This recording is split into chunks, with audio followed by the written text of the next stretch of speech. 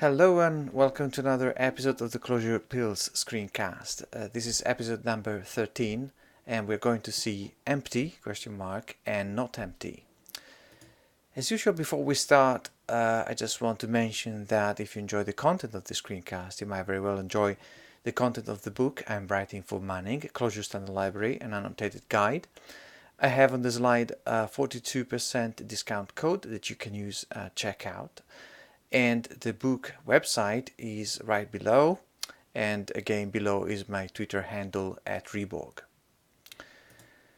So empty and not empty. So if we have a quick look at the documentation, at the string, at the doc string, it says returns true if call has no items, and this is the same as not sequence of call. And please use the idiom sequence of X rather than not empty X. Quite interesting. What does it mean? So we can have a look at the REPL and see how it works and why are those things mentioned in the docstring. So you can easily use empty ? By passing a collection. This is what the function does. You give it a collection and it tells you if the collection is empty or not empty, and there are different meanings of the emptiness of a collection. So for example, for a vector, an empty vector is quite easy to see that what is the meaning of empty, but it also works on something that maybe is not consider a collection in other languages, and a string is a collection. It can be seen as a collection because it's iterable in Clojure, and so we can ask if a string is empty, and in this case the string is empty. What about nil? Is nil an empty thing? And nil, it is an empty thing. And other things that can be empty are arrays, are in general Java collections. Everything that is or can be considered a collection can be subject to empty or not empty. And let's see some opposite examples. So something that is clearly not empty. So empty ? Is supposed to return false. And we have a simple vector. We have a persistent queue, which in this case is empty. And we have a string. And note that the string is made of only empty spaces. There could be as many as you want. And because an empty space is something that is filling the string, empty says that the string is not empty. And there's, if you're interested in considering white space, so if a white space has a meaning and it should be considered empty, there are better functions in the Clojure.string namespace for this. One of them is blank ? What about empty of the nil string? This is just like a tricky question, but of course the string nil has nothing to do with the constant nil. And same goes for a vector that contains a nil element. So it means that this vector is not empty, it contains something, and empty return false. Similarly for a vector containing a vector, same kind of thing.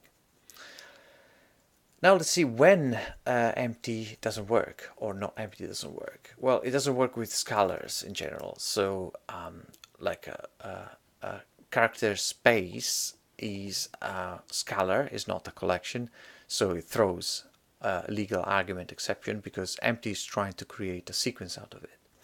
And same goes for a boolean, although it might be tricky to see that empty is not going to accept a false thing, because a false thing is not necessarily an empty thing, and so on with keywords and symbols and so on and so forth.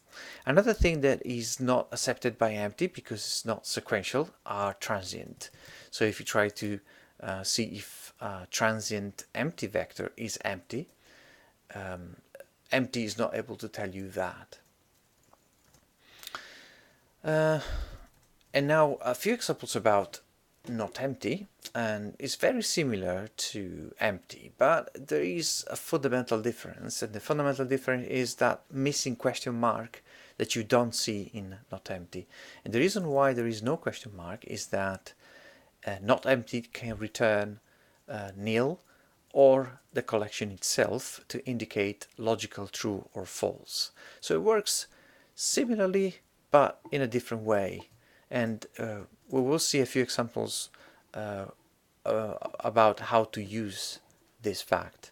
And so if we try not empty to on a vector with some element in it, we can see that it returns the vector itself instead of returning true. And a vector of one element or an empty vector is truthiness in Clojure, is logical true.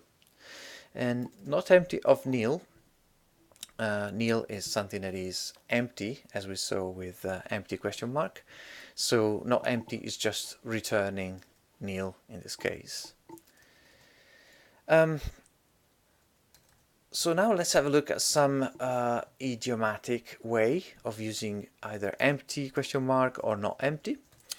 For example, we can use empty as a predicate, which is quite easy to see why it's useful as a predicate, because it takes an argument and is returning true or false, so it can be clearly be used as a predicate. And we can use it in this case to remove everything that is an empty collection from a list or a vector of collections. So we have a nil, a string with something in it, an empty map, an empty string, and a range. And if we remove all of the empty from here, we remain with two elements only, things that are not empty. Something that happens quite often is the need of translating a string that represents a digit, a number, into an actual number for the language, into a number type. This happens very often with input coming from the web interface, for example, from users typing something into an input form, and many other examples like this. And I prepared here a couple of functions. One is called isDigit, and this isDigit is just a predicate to tell us if one letter that is passed in is a digit or not. And a toNum function that is taking an entire string and is passing this string to a concatenation of conditions through AND, and finally to a transformation to a long, thanks to the static Java method on the long number class.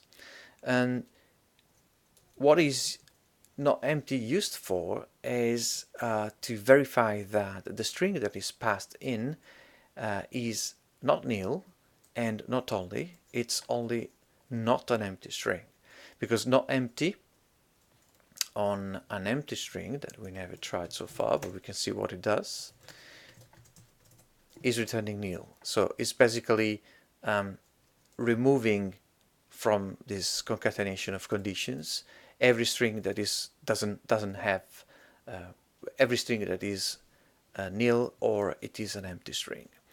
And this ensures that when we go to isDigit doesn't need to care about verifying that s is nil or s is an empty string. It can or a blank. So what it can do, it can just verify that it contains digits and then pass it to long value of.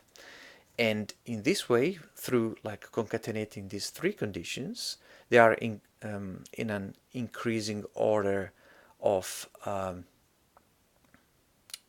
do I say that? And they are in closely removing. They are gradually removing things that are not digits, and starting from null, empty strings, and so on.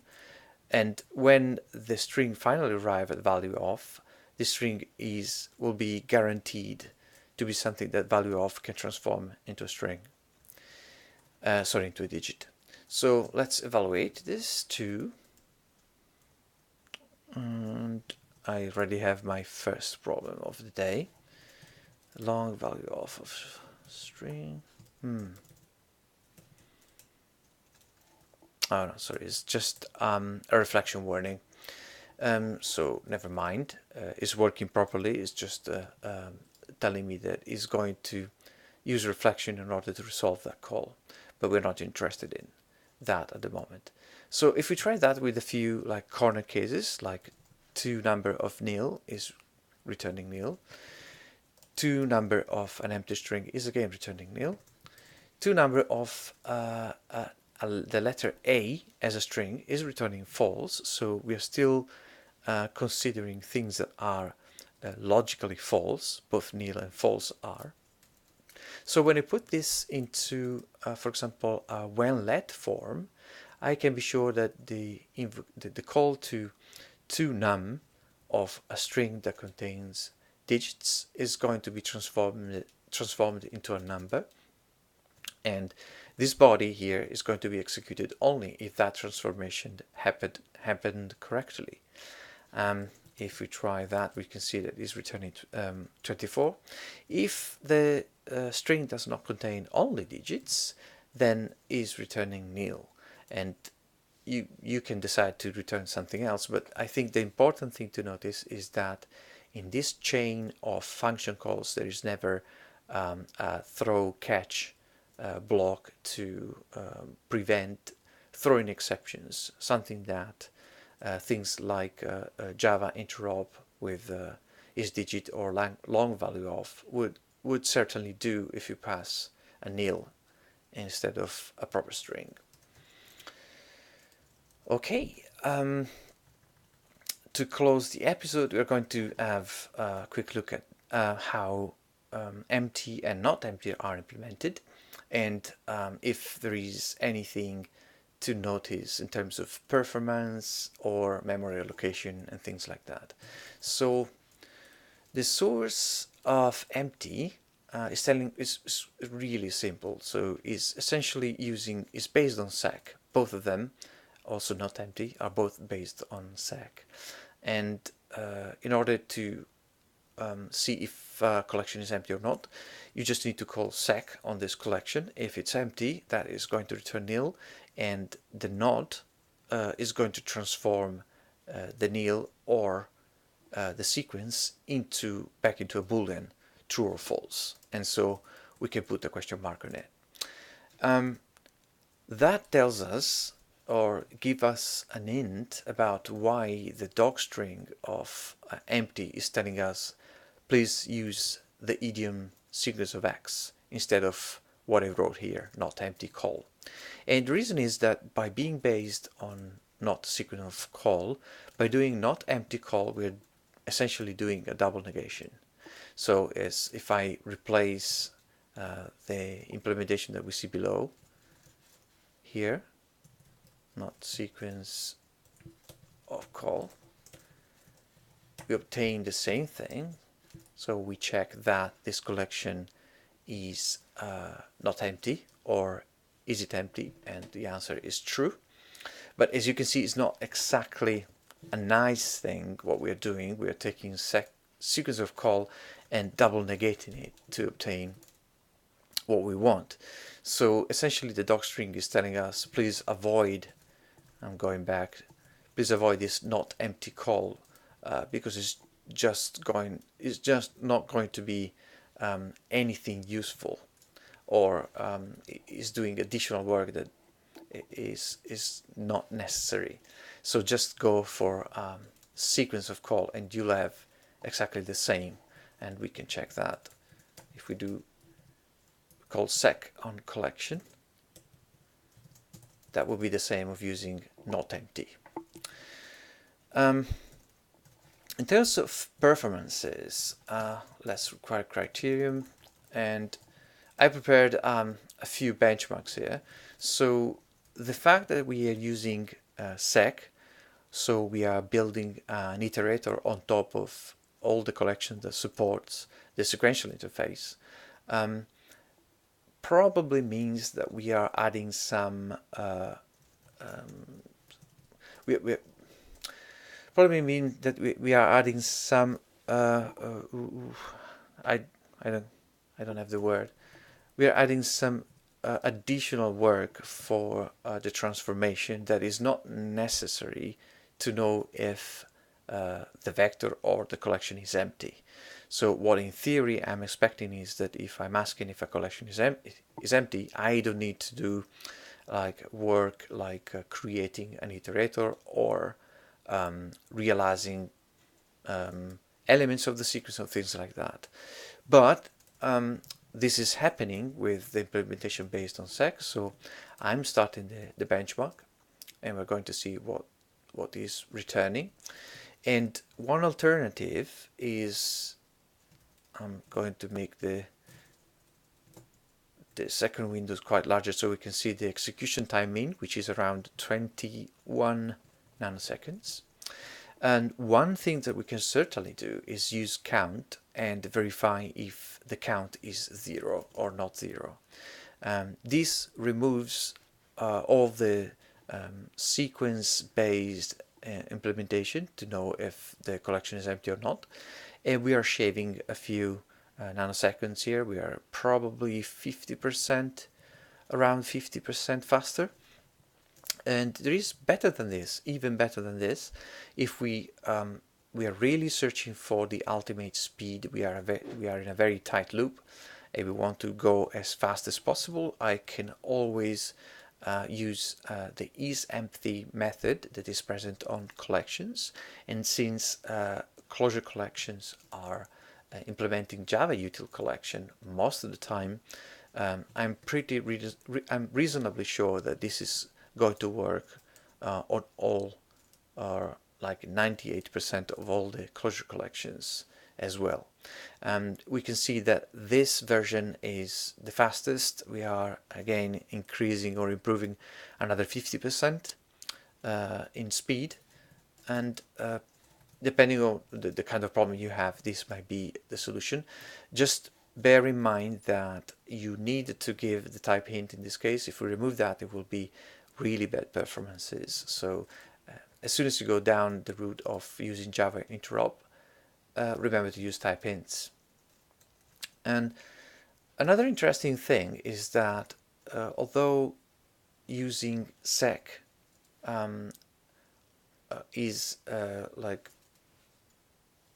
introducing in empty all the creation of an iterator for sequences when we don't necessarily need it. And this is having like good effects on collections that are lazy sequences. Good effects in the sense that when I'm counting on a lazy sequence, I'm sure that I'm going to realize all the elements, all the items in the lazy sequence.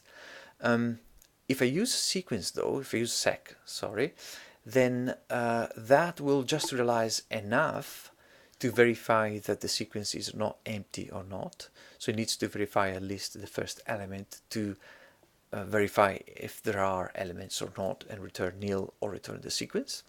And that has the effect of not realizing the entire sequence if the collection is a lazy sequence. So we can see that if we use this trick, we have a range of 100, which is a lazy sequence, and we are mapping that with like essentially an identity function, but we are also having this introducing this side effect of printing, realizing the index at, and we are printing that index.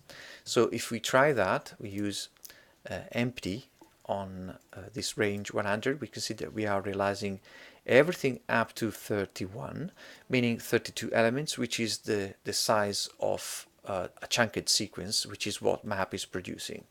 So we are sure that we are realizing some of the lazy sequence, but not the entire lazy sequence. If we instead use the approach of using count, or the same would be if we use isEmpty from Java util collection, we're going to realize the entire sequence in order to achieve that.